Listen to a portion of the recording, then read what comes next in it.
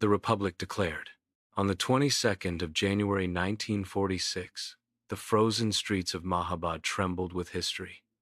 In the heart of the city, at Charsira Square, a wooden platform had been built.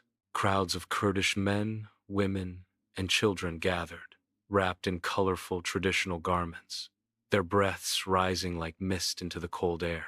Above them, the sound of drums and flutes echoed, blending with the murmur of expectation.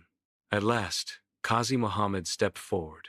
Dressed in authentic Kurdish attire, loose shalwar, wide belt, embroidered vest, turban, and giwe shoes, he raised his hand to silence the crowd.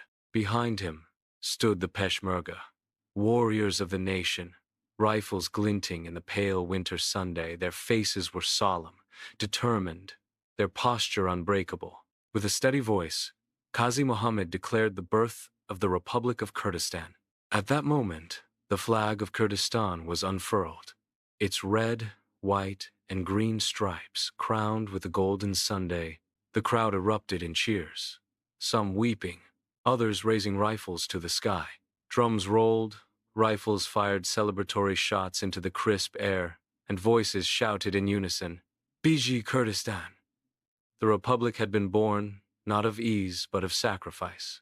Yet even as the people rejoiced, Qazi Muhammad and his comrades knew the hard road ahead, defending this fragile freedom, uniting tribes, and preparing for the storm that was surely coming. The flame had been lit, and it would need warriors' blood to survive.